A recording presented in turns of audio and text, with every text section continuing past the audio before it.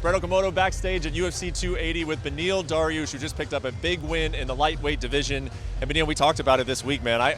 You were put into a position that, again, some guys wouldn't have even agreed to take. And then you went out there. First of all, did you feel, I guess, when the moment really came, did you feel like pressure, like, hey, man, I need to protect my spot here? Did that ever kind of come into your mind as the fight got closer?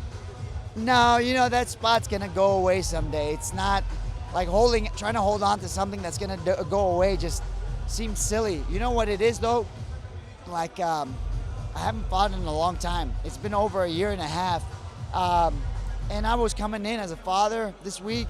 Like, the whole thing was really weird for me. Like, every single day I've been here in Abu Dhabi and Dubai, I've held my daughter. Every single day, except for the day of the fight. I was a father for the last whatever amount of days, and then today I had to, like, push away the father and be a fighter again. Today was the only day I didn't pick up my daughter.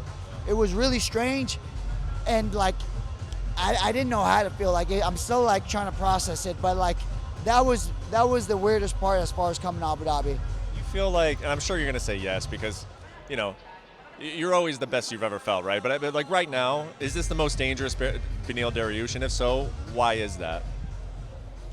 I felt really good, man. I felt amazing. And the weird thing is, like, halfway through the fight, I was like, man, I think I could do this forever.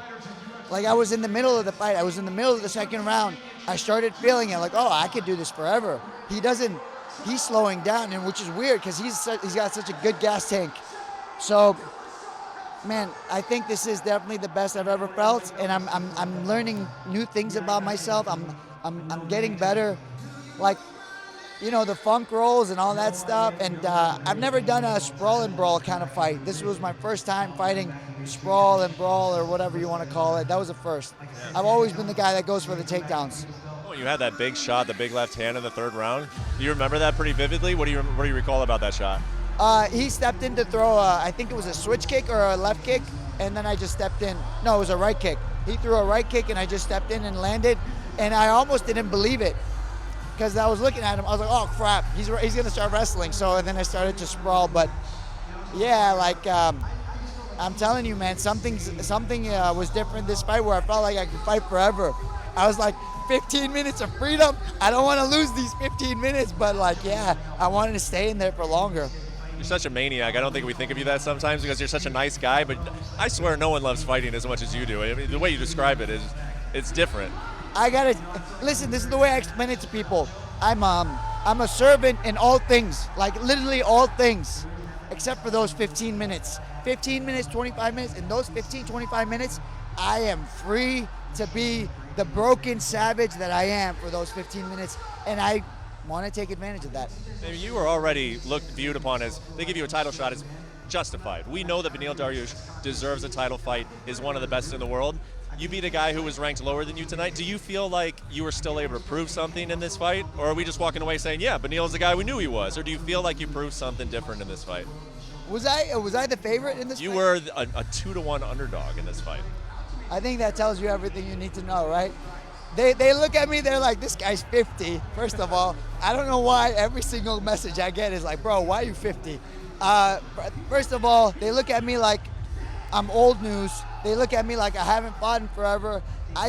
This was a reminder, not just to the people, but to the whole division. You can't hold on to your rankings forever. Someone's gonna take them. If it's not me, it's gonna be someone else. Fight, start to fight everybody. Fight the dogs, the lions, the young lions. There's a lot of them. There's a lot of them. Well, Hunter Campbell just walked by and said, congratulations, he's very happy for you. Do you think you're going to get what you deserve after this? Do you think your next fight will be one that you are extremely happy with? If it's a lion, I'll be happy with it. Like, I don't know if anyone deserves anything. That's kind of, I'm grateful for what I have. Here's what I will say. Like, if it's not that belt, that's fine. What I want is a lion, because to slay a lion is a good, like, it's a good, like, little thing to have in my, it's a cap in the feather, you know? So if I can get another lion, I'll be fine with it. And you're a pleasure to be around, pleasure to interview, pleasure to watch fight. Congratulations. Thank you. Thank you for watching ESPN on YouTube. For live streaming sports and premium content, subscribe to ESPN+.